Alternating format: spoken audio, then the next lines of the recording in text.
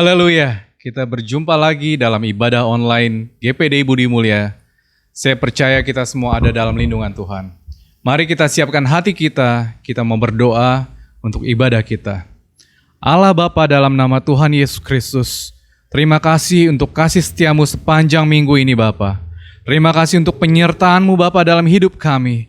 Kami bisa merasakan Tuhan bahwa Engkau selalu ada bersama dengan kami Tuhan Yesus. Biarlah kiranya Engkau memberkati ibadah ini Bapa. Dimanapun kami berada Tuhan, kami percaya Roh-Mu tetap sama menyertai kami semua. Dan kami hari ini pun menerima jawaban, menerima kekuatan yang baru Tuhan Yesus. Dalam nama Tuhan Yesus Kristus. Haleluya. Amin. Haleluya. Saya percaya kita semua tetap ada dalam penyertaan Tuhan.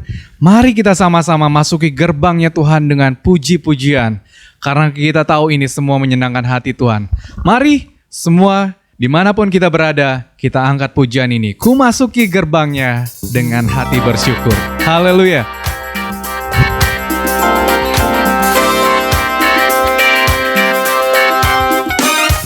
Masuki gerbangnya dengan hati bersyukur, halamannya dengan pujian.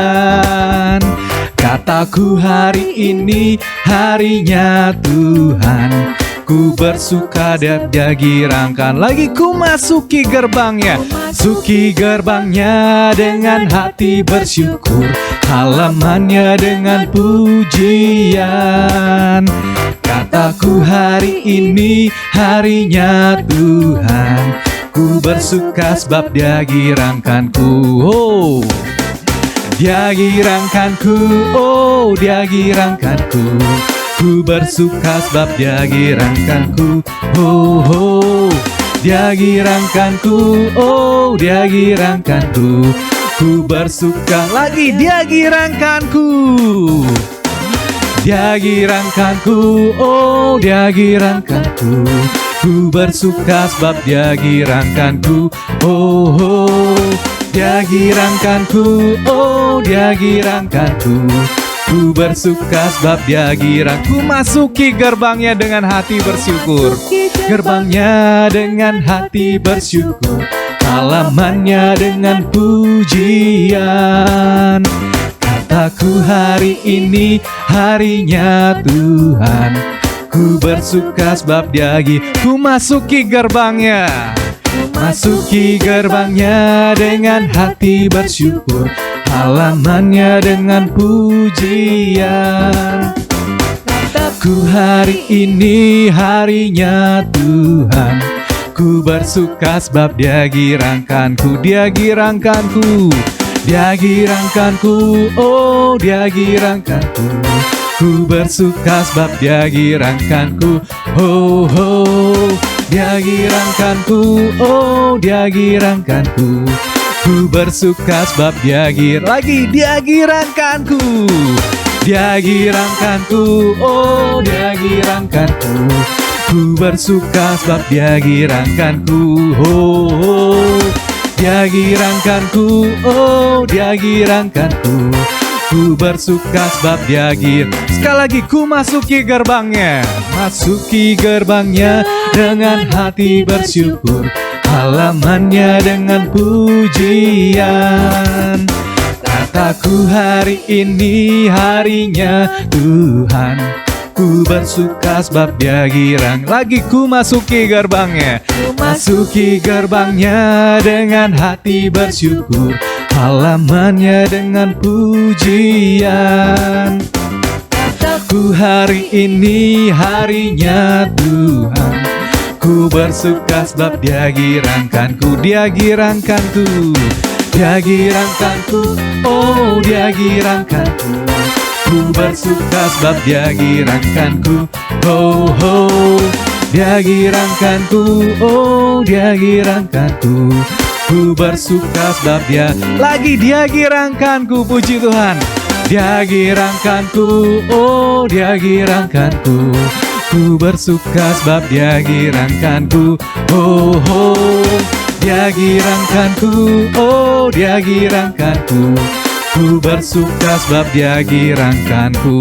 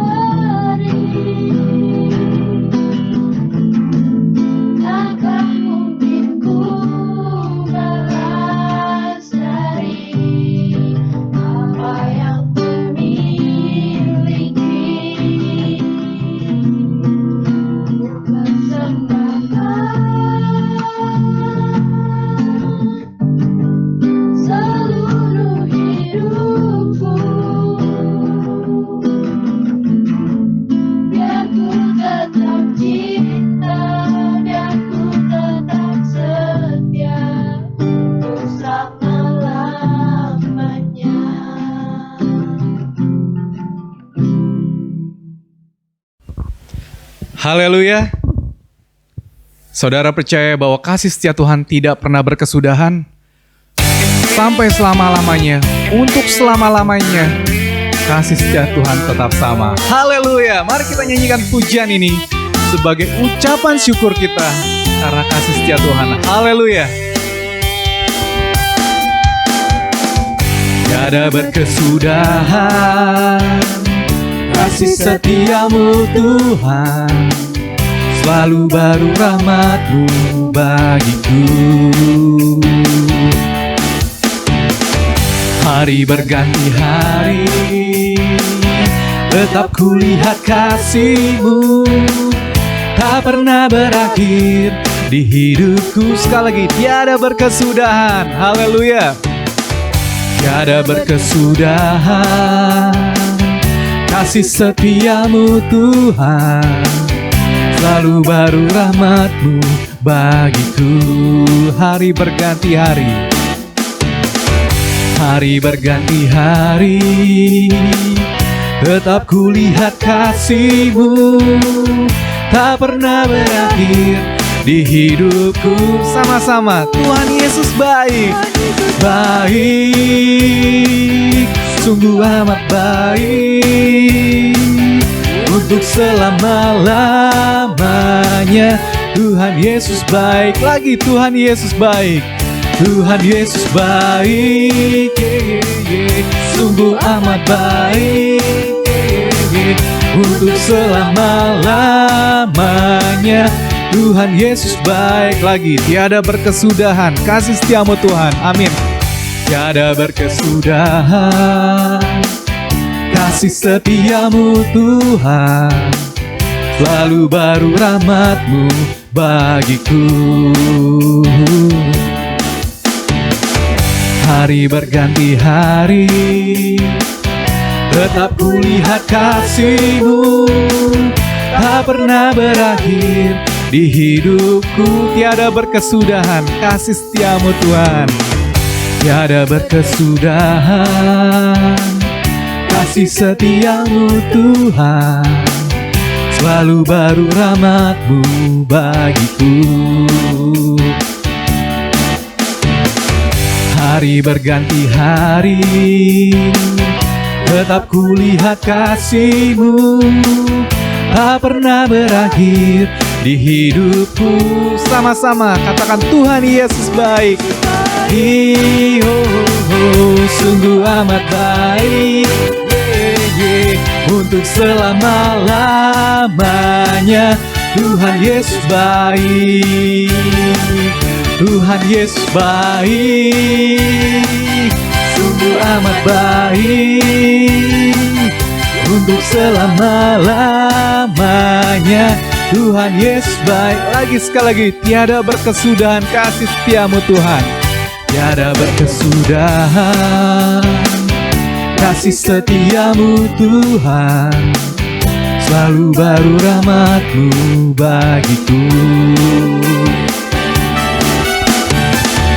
Hari berganti hari, tetap kulihat kasih-Mu, tak pernah berakhir di hidupku. Tiada berkesudahan kasih setiamu Tuhan, tiada berkesudahan kasih setiamu Tuhan, selalu baru rahmat-Mu bagiku. Hari berganti hari, tetap kulihat kasih-Mu, tak pernah berakhir di hidupku. Tuhan Yesus baik, sungguh amat baik, untuk selama-lamanya. Tuhan Yesus baik, Tuhan Yesus baik, Tuhan Yesus baik, sungguh amat baik, untuk sampai selama-lamanya, sampai untuk selama-lamanya, untuk selama-lamanya. Tuhan Yesus baik. Haleluya. Kita mengaminkan pujian ini bahwa benar Janji dan kasih setia Tuhan tidak pernah berkesudahan. Haleluya.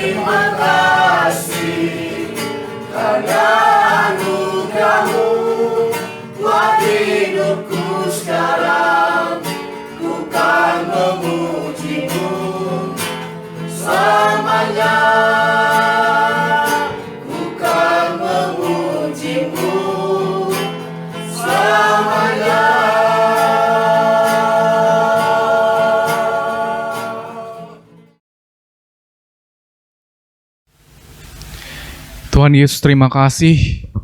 Engkau telah menjadi penolong kami. Engkau telah menjadi kemenangan kami. Kepadamu-lah Tuhan kami hanya bisa berseru. Biarlah ya Tuhan, Engkau mendengar Tuhan pujian dan doa kami ini Tuhan Yesus. Bahwa seumur hidup kami Tuhan Yesus, kami rindu Tuhan. Kami bisa menyenangkan hati-Mu Tuhan Yesus. Haleluya Tuhan Yesus. Terima kasih ya Tuhan Yesus. Kau Tuhan, penolong dalam hidupku. Ku percaya hanya kepadamu. Kau pegang tanganku dan tuntun langkahku. Yesus, Kau perlindunganku. Kau Tuhan, kekuatan dalam hidupku, penolongku dalam kesesatan. Kau gunung batuku dan pertahananku. Yesus, Kau kemenanganku. Yesus, padamu ku berseru. Kaulah penyelamatku. Terpujilah Kau Tuhanku. Mulutku memuji nama-Mu sepanjang umur hidupku. Terpujilah Kau Tuhanku di atas segalanya. Haleluya Tuhan Yesus. Kau Tuhan, penolong dalam hidupku. Ku percaya hanya kepadamu. Kau pegang tanganku dan tuntun langkahku. Yesus, Kau perlindunganku. Kau Tuhan, kekuatan dalam hidupku, penolongku dalam kesesakan. Kau gunung batuku dan pertahananku. Yesus, Kau kemenanganku. Yesus, padamu ku berseru. Kaulah penyelamatku. Terpujilah Kau Tuhanku. Mulutku memuji nama-Mu sepanjang umur hidupku. Terpujilah Kau Tuhanku di atas. Mulutku memuji-Mu, haleluya. Mulutku memuji nama-Mu sepanjang umur hidupku. Terpujilah Kau Tuhanku di atas. Lagi mulutku memuji nama-Mu, amin. Mulutku memuji nama-Mu sepanjang umur hidupku. Terpujilah Kau Tuhanku di atas segalanya. Haleluya, haleluya ya Tuhan Yesus. Terima kasih Tuhan Yesus, Engkau tetap bersama dengan kami ya Roh Kudus. Kami mau mendengarkan firman-Mu Tuhan. Biarlah kiranya Engkau urapi hamba-Mu dengan kuasa dari-Mu Tuhan Yesus. Sehingga setiap firman yang keluar dari bibir mulut hamba-Mu ini, itu adalah kebenaran bagi kami dan mengubahkan hidup kami ya Tuhan Yesus. Terima kasih ya Tuhan Yesus, terima kasih ya Roh Kudus. Kami mau siapkan hati kami untuk kebenaran firman-Mu. Dalam nama Tuhan Yesus Kristus, haleluya, amin. Puji Tuhan, salam sejahtera di dalam kasih Tuhan kita Yesus Kristus. Kita jumpa lagi dalam ibadah yang diberkati pagi hari ini. Dan saya percaya saudara sekalian ada dalam keadaan sejahtera di dalam Tuhan kita Yesus Kristus. Haleluya, kita mempunyai Allah yang peduli terhadap anak-anak. Saudara, satu ketika Yesus sedang dalam perjalanan, banyak orang tua membawa anak-anak mereka kepada Tuhan Yesus supaya Tuhan menopangkan tangannya ke anak-anak itu dan untuk berdoa. Tetapi ketika murid-murid Yesus melihat hal ini, mereka melarang. Yesus ketika melihat hal ini, Yesus katakan, biarkan anak-anak itu datang kepadaku. Jangan menghalang-halangi mereka. Karena orang-orang seperti inilah yang empunya kerajaan Allah. Haleluya. Yesus begitu perhatian kepada anak-anak kecil. Dalam Markus pasal 9 ayat 42, Tuhan Yesus berkata, barang siapa menyesatkan salah satu dari anak-anak kecil yang percaya ini, lebih baik baginya jika sebuah batu kilangan diikatkan pada lehernya lalu dibuang ke dalam laut. Yesus perhatikan bahwa anak-anak kecil seringkali terjadi korban kejahatan. Saudara-saudara, termasuk penyesatan. Itu sebabnya Yesus katakan, barang siapa menyesatkan salah satu dari anak-anak yang percaya ini, Lebih baik baginya jika sebuah batu kilangan diikatkan pada lehernya lalu dibuang ke dalam laut. Saudara, batu kilangan itu beratnya kira-kira 50 kilogram, terdiri dari dua bagian. Batu kilangan itu dibuat untuk menggiling beras menjadi tepung. Saya ketika masih kecil, saya suka ditugas oleh orang tua untuk membuat tepung beras. Jadi beras itu direndam setengah hari, kemudian dengan sendok kita masukkan ke dalam lubang baru diputar. Kemudian beras itu digiling dengan batu yang berat, dengan air dia keluar ke kantong yang dari kain, jadi dia tepung, saudara-saudara. Dan ini cukup memakan waktu. Kalau sekarang perlu tepung beras tinggal beli di toko. Tapi kalau dulu-dulu itu tidak demikian. Nah, Yesus katakan kalau siapa yang menyesatkan salah satu dari anak-anak yang percaya ini, lebih baik lehernya diikat dengan batu kilangan dan dibuang ke laut. Saking sayang Yesus kepada anak-anak. Mengapa, saudara-saudara?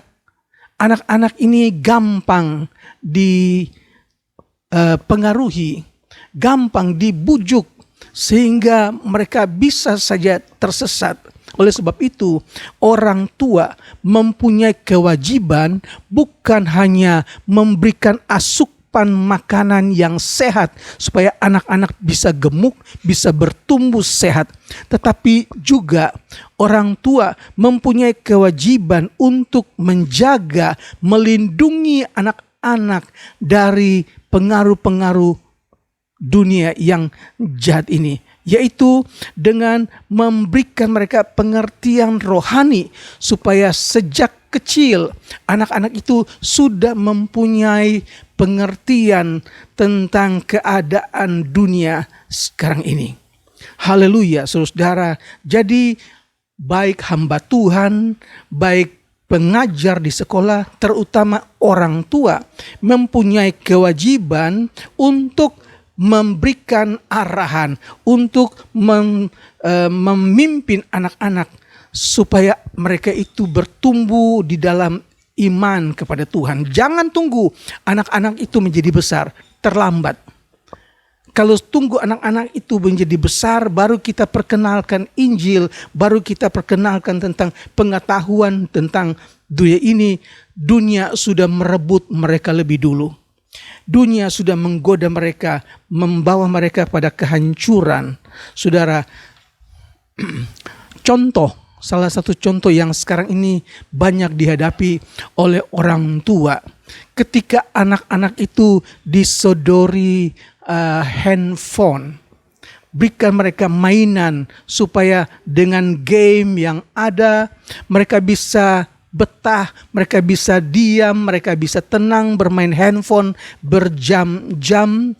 Tetapi di samping itu banyak orang tua yang menjadi susah ketika anak itu tergantung kepada handphone, tergantung kepada game, saudara-saudara, dan cukup banyak korban yang kita lihat dari berita sehari-hari. Sekarang ini ada rumah sakit khusus merawat anak-anak muda, anak-anak yang kecil yang korban ketergantungan HP. Mengapa? Karena melalui game, melalui apa yang mereka saksikan, membuat mereka punya diri, mereka menjadi emosi. Mereka mulai memberontak.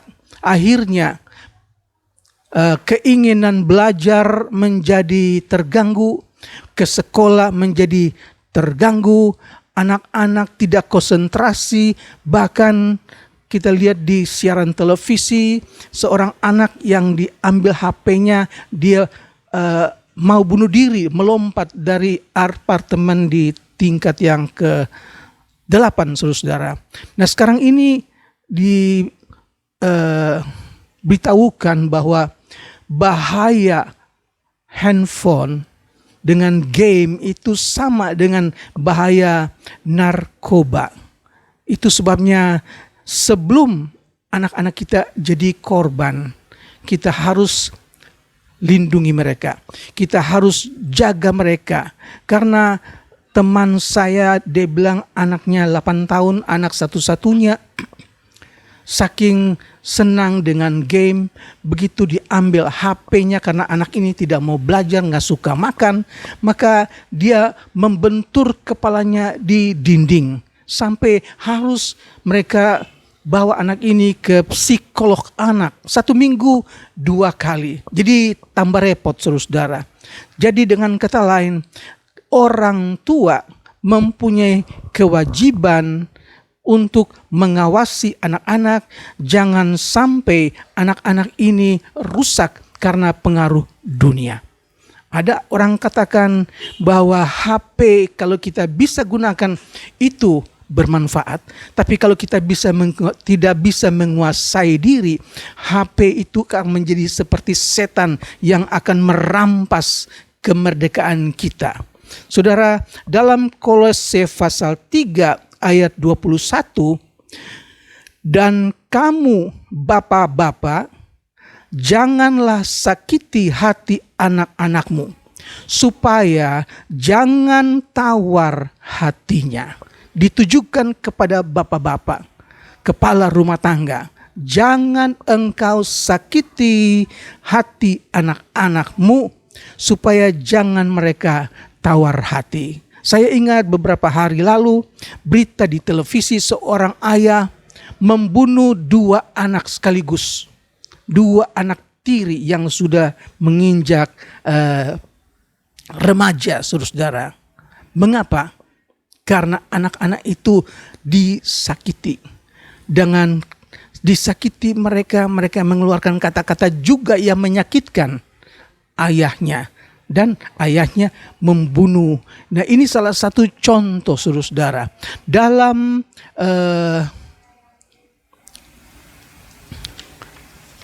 Efesus pasal 6 ayat 4. Dan kamu bapak-bapak, janganlah bangkitkan amarah di dalam hati anak-anakmu, tetapi didiklah mereka di dalam ajaran dan nasihat Tuhan. Sekali lagi, firman Allah menunjukkan kepada bapak-bapak sebagai kepala rumah tangga, sebagai penanggung jawab kepada istri dan anak-anak. Dikatakan bahwa bapak-bapak, janganlah bangkitkan amarah di dalam hati anak-anakmu, tetapi didiklah mereka di dalam ajaran dan nasihat Tuhan. Haleluya. Bagaimana mendidik mereka? Dengan memperkenalkan firman Tuhan, memperkenalkan Yesus, supaya anak-anak itu diberkati. Dalam bahasa Yunani, pater, kalau ayah dan ibu, pateres, itu mengatakan bahwa orang tua wajib mendidik anak-anak supaya mereka tidak terpengaruh dengan bujukan, dengan pengaruh-pengaruh kejahatan dunia. Haleluya. Jadi caranya itu perkenalkan mereka kepada Tuhan Yesus. Perkenalkan mereka dengan firman Tuhan. Sekarang ini orang tua bingung. Punya anak perempuan takut, anak laki-laki juga takut. Jadi bukan hanya anak perempuan dicabuli, tapi anak laki-laki juga banyak menjadi korban penjahat-penjahat seks sekarang ini, saudara-saudara. Oleh sebab itu, kita yang punya anak-anak, kita mempunyai tugas dari Tuhan untuk merawat mereka, bukan hanya jasmani, tetapi rohani mereka harus kita lengkapi dengan firman Tuhan. Oleh sebab itu, kalau orang tua melengkapi dengan firman Tuhan kepada anak-anak, orang tua itu yang harus menjadi teladan dan contoh. Haleluya. Kita harus ingat Roma 8 ayat 13 katakan, sebab jika kamu hidup menurut daging, kamu akan mati. Tetapi jika oleh roh kamu mematikan perbuatan-perbuatan tubuhmu, kamu akan hidup. Haleluya. Kita ingat firman Tuhan, ingatkan kita, jika kamu hidup menurut daging, menurut hawa nafsu dunia, menurut keinginan-keinginan duniawi, maka kita akan mati. Rohani kita akan mati. Tetapi jika oleh Roh kamu mematikan perbuatan-perbuatan tubuhmu, berarti kita bisa kuasai tubuh kita. Kita matikan perbuatan-perbuatan duniawi, maka kamu akan hidup. Haleluya. Itu Roma 8 ayat 13. Roma 8 ayat 14 katakan, semua orang yang dipimpin oleh Roh adalah anak-anak Allah. Jadi setiap orang yang dipimpin oleh Roh Allah, dia adalah anak-anak Allah. Haleluya. Jadi Roh Kudus yang berdiam di dalam kita, Roh Kudus yang berdiam di dalam anak-anak Allah, dia yang akan memberikan kita kemampuan untuk berpikir, untuk berbicara, untuk bertindak sesuai dengan kehendak Tuhan. Seorang yang dipimpin oleh Roh Allah, maka dia berjalan dengan pimpinan Tuhan. Apa yang dia kerjakan, apa yang dia katakan, apa yang dia pikirkan, itu cocok dengan kehendak Allah. Nah, mengapa bisa terjadi demikian? Orang yang dipimpin oleh Roh Allah, ketika dia melekat dengan Allah, ketika hatinya melekat dengan Tuhan, ketika dia berdoa dengan sungguh-sungguh kepada Tuhan, dia membaca firman Tuhan, dia mendengar khotbah yang baik, khotbah yang benar. Karena sekarang ini banyak khotbah yang tidak benar, khotbah yang melenceng. Saya diingatkan oleh seorang majelis yang sudah tua, yang senior, Andi, hati-hati. Dengar firman sekarang ini, hati-hati, jangan sampai kamu disesatkan. Kalau kamu memberitakan firman juga, jangan sampai kamu memberikan firman yang menyesatkan. Saya bilang, puji Tuhan. Ini pertama kali saya dapat nasihat dari seorang tua-tua sidang yang senior. Ingatkan bahwa sekarang ini begitu banyak hamba-hamba Tuhan yang memberitakan firman Tuhan yang tidak cocok dengan Alkitab. Oleh sebab itu kita harus bersyukur kepada Tuhan bahwa Tuhan akan pimpin kita, Tuhan akan memberikan kita pengertian bagaimana supaya kita mendengar firman yang baik dan benar, bagaimana juga kita memberitakan firman yang baik dan benar. Di dalam Markus pasal 9 ayat 49, karena setiap orang akan digerami dengan api. Saudara, ayat sebelumnya dikatakan, jika tanganmu menyesatkan kamu, potonglah tanganmu. Lebih baik kamu masuk ke dalam hidup dengan tangan satu daripada kamu dilemparkan ke neraka dengan dua tangan komplit, tetapi di sana apinya tidak padam dan ulat itu tidak mati. Jika kakimu menyesatkan kamu, potonglah kakimu. Lebih baik kamu masuk ke dalam hidup dengan kaki satu, dengan kaki timpang, daripada dengan kaki dua-duanya kamu dilemparkan ke dalam neraka. Di sana api tidak mati-mati dan ulat tidak mati-mati. Jika mata kamu menyesatkan kamu, cungkillah matamu. Jadi lebih baik kamu masuk dalam kerajaan Allah dengan satu mata daripada dengan kedua mata kamu dilemparkan ke dalam neraka yang apinya tidak mati-mati dan ulatnya tidak juga mati. Saudara, kita belajar dari firman Tuhan, bukan berarti di sorga banyak orang timpang, banyak orang buta sebelah. Saudara-saudara, firman Allah mengingatkan supaya apapun keinginan kita untuk berbuat dosa, tebas dia. Sama dengan pokok anggur, ranting yang tidak berbuah dipotong dan dibuang tempat sampah. Tapi ranting yang berbuah itu dibersihkan supaya makin banyak dia berbuah. Tuhan mau kita menjadi ranting yang berbuah. Oleh sebab itu, hindari. Kalau tangan ini mau menyesatkan, tegas saudara-saudara, jangan ikuti. Kalau kaki ini mau berbuat kejahatan, jangan diikuti.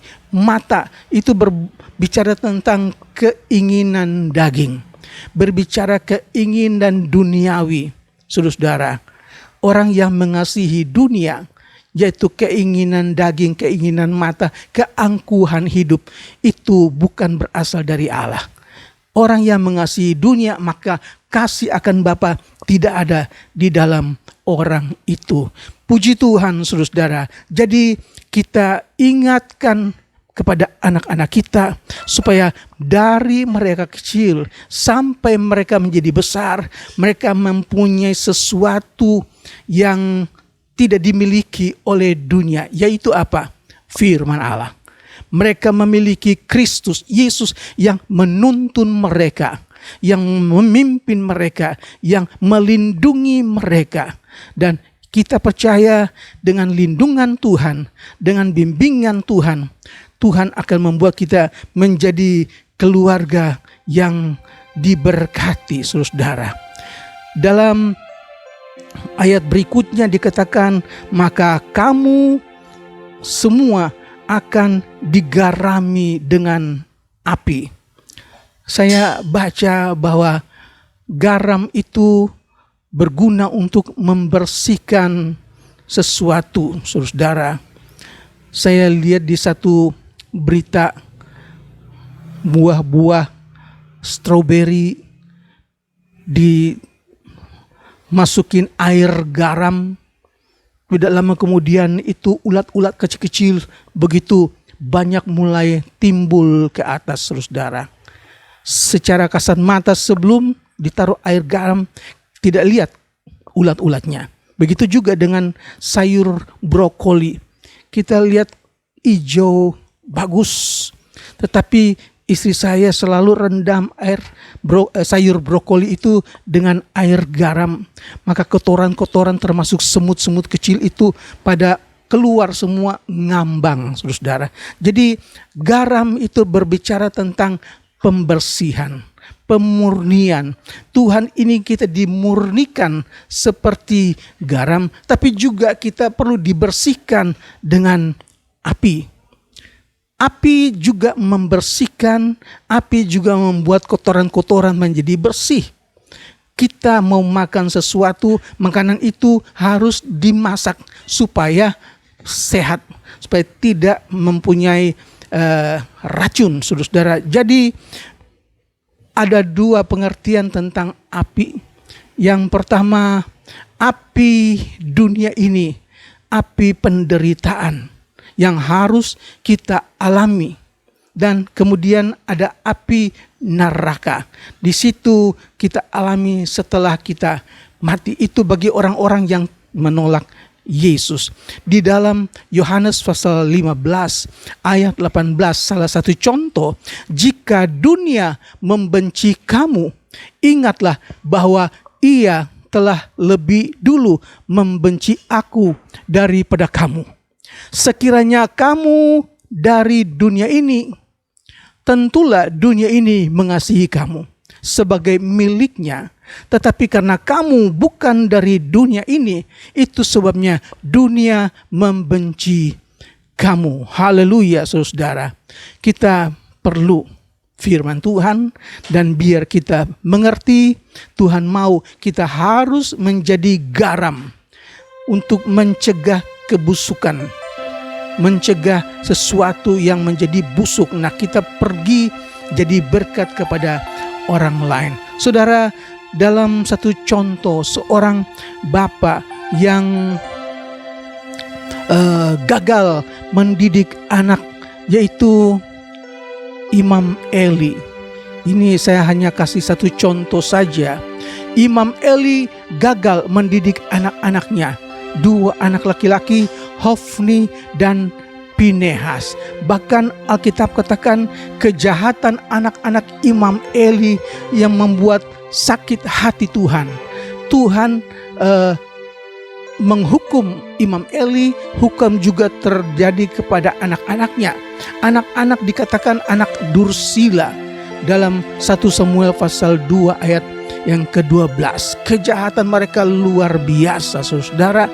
Mereka memperkosa wanita-wanita yang melayani di pintu gerbang. Mereka merampas korban jemaat dengan kekerasan.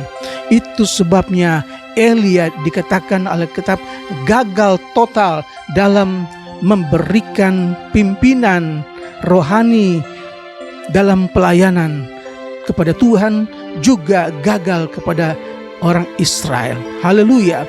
Selaku ayah, ia tidak sanggup mendidik anak-anaknya dalam kebenaran. Ketika mereka mengadakan kejahatan, melakukan pencabulan kepada wanita-wanita dalam pelayanan, dia tidak memecat anak-anak mereka, anak-anak Imam Eli. Dia hanya negor, tidak pecat. Padahal ini menyakitkan hati Tuhan. Nah, kegagalan Imam Eli sebagai ayah, sebagai hamba Tuhan, itu mengakibatkan Eli dan keturunannya tidak diperkenankan untuk menjadi imam. Keluarga Imam Eli dan keturunannya terus-menerus tersingkir dalam pelayanan imam selama-lamanya. Haleluya. Kedursilaan mereka telah menjadikan mereka tidak layak untuk selama-lamanya menjadi pemimpin rohani dan teladan bagi Israel. Eli memimpin 40 tahun sebagai imam, dan ketika ia berusia 98 tahun, ketika Israel berperang dengan bangsa Filistin, dan ini kemarahan Tuhan sudah sampai di puncaknya, saudara. Tuhan menghukum Israel, 30.000 orang Israel tewas, dan salah satu orang dari keturunan Benyamin, dia datang dengan baju compang-camping dengan tanah di kepalanya. Dia datang dan orang-orang menyambut dia dengan sedih. Imam Eli waktu itu sedang duduk di pinggir di depan rumah menanti berita. Orang itu katakan bahwa tentara Israel sudah kalah total. Hari ini saya melarikan diri dan tabut Allah sudah dirampas oleh orang Filistin. Imam Eli tanya, bagaimana dengan anak-anakku Hofni dan Pinehas? Orang ini katakan termasuk Hofni dan Pinehas tewas. Dan tabut Allah setelah dirampas oleh orang Filistin. Orang-orang di luar berteriak-teriak, mereka kecewa. Tapi Imam Eli ketika mendengar bahwa tabut perjanjian itu dirampas, dia shock, saudara. Orangnya sudah tua dan gemuk. Ketika dia kaget, dia jatuh dari kursi dan batang lehernya patah. Dan ini merupakan hukuman buat Imam Eli dan keturunan. Dan ini satu contoh. Jangan sampai kita gagal mendidik anak-anak. Tuhan berikan kita hikmat dan kita pergunakan itu untuk melindungi anak-anak kita, untuk mendidik anak kita di dalam pengenalan akan firman Allah, di dalam pengenalan akan Yesus, sehingga mereka bertumbuh dewasa di dalam iman kepada Tuhan, dan Tuhan akan berkati kita menjadi keluarga-keluarga pilihan, keluarga-keluarga yang diberkati Tuhan. Puji Tuhan, Tuhan memberkati kita sekalian, dan biar firman Tuhan pagi hari ini membuat kita senantiasa ada di dalam pemeliharaan Tuhan, dipimpin oleh Roh Allah, maka kita juga disebut anak-anak Allah. Kita nyanyi satu pujian, bimbinglah aku ya Tuhan di sepanjang jalan hidupku. Dan kita akan masuk dalam doa.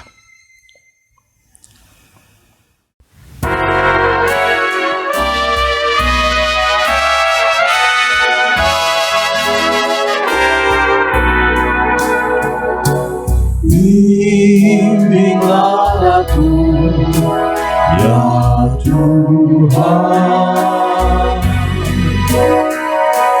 di sepanjang jalan hidupku. Firman-Mu bagaikan sulur, agar ku tak sesat di jalan. Tanpa Yesus, tanpa Yesus di sisiku, tanpa Yesus membimbingku, tanpa Yesus menopangku, ku kan jatuh. Dengan Yesus di sisiku, dengan Yesus membimbingku, dengan Yesus menopangku, ku tak jatuh. bimbinglah aku Tuhan. Bimbinglah aku, ya Tuhan, di sepanjang jalan hidupku.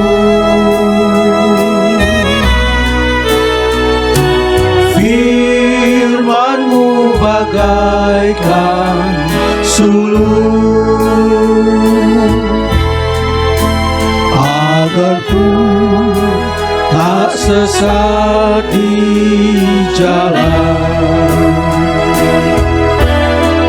Tanpa Yesus di sisiku, tanpa Yesus membimbingku, tanpa Yesus menopangku, ku kan jatuh. Dengan Yesus di sisiku, dengan Yesus membimbingku, dengan Yesus menopangku, ku tak jatuh. Dengan Yesus di sisiku, Dengan Yesus di sisiku, dengan Yesus membimbingku, dengan Yesus menopangku, ku tak jatuh. Dengan Yesus di sisiku, dengan Yesus membimbingku, dengan Yesus menopangku, ku tak jatuh. haleluya. Firman Allah katakan, siapa memperhatikan firman akan mendapat kebaikan, dan berbahagialah orang yang percaya kepada Tuhan. Saudara, jemaat yang percaya Tuhan, jemaat yang terima firman Tuhan, maka kita adalah orang-orang yang diberkati Tuhan. Tuhan membuat kita sukses, anak cucu kita sukses karena firman Tuhan tidak berubah. Mari kita berdoa. Bapa yang ada dalam surga, kami datang kepadamu mengucap syukur. Kami masih ada dalam pimpinan-Mu, meskipun dalam ibadah di rumah masing-masing Tuhan, tapi kami rasakan Engkau ada. Kami rasakan hadirat-Mu ada ya Tuhan. Firman-Mu menguatkan kami, firman mengingatkan kami bahwa Tuhan ingin keluarga-keluarga Kristen menjadi keluarga yang diberkati. Suami, istri, anak-anak, cucu-cucu Tuhan berkati. Kalau kita percaya firman Tuhan, kita dengar firman Tuhan, lakukan firman Tuhan. Terima kasih Tuhan Yesus, berkati rumah tangga, berkati keluarga-keluarga, berikan mereka kesehatan, berikan mereka kesetiaan, berikan mereka sukacita yang dari Tuhan. Terpujilah namamu Yesus. Engkau juga berkati keluarga-keluarga yang masih belum dapat bekerja, mereka yang masih di rumah. Tuhan, pelihara dan jaga mereka. Kiranya sukacita sorga tetap ada di dalam mereka, sehingga mereka tidak kecewa, mereka tidak putus asa, tapi mereka senantiasa berharap kepada Tuhan. Tuhan akan buka jalan. Terima kasih, dengan Yesus kami kuat, dengan Yesus kami diberkati, dengan Yesus ada harapan baru. Terpujilah namamu Tuhan Yesus. Kami percaya ibadah yang kami adakan pagi hari ini, kami sudah diberkati dan Tuhan dipuji dan dipermuliakan. Kami berdoa Tuhan, kalau ada jemaat yang sakit, dengan kuasa-Mu, dengan bilur-Mu Tuhan, Engkau sembuhkan di dalam nama Yesus. Kalau ada yang susah, kalau ada yang hilang harapan Tuhan, firman-Mu tidak berubah. Berikan harapan yang baru. Tetap ada harapan di dalam nama Yesus. Terpujilah namamu Tuhan. Kami berdoa buat pemerintah kami, buat negara kami, dan juga buat para dokter-dokter, para pekerja-pekerja di rumah sakit, pada tenaga medis. Tuhan juga berkati mereka. Kami berdoa supaya virus COVID-19 akan secepatnya berakhir Tuhan, dan biar kami akan bertumbuh di dalam Tuhan Yesus. Terpujilah namamu Tuhan. Saudara-saudara sekalian, terimalah berkat dari Allah Bapa, kasih dan kemurahan dari Tuhan kita Yesus Kristus, penyertaan penghiburan Roh Kudus menyertai saudara sekalian hari ini dan seterusnya sampai Tuhan Yesus datang kembali. Di dalam nama Tuhan Yesus Kristus. Haleluya. Dan kita semua berkata amin. Tuhan memberkati. Puji Tuhan.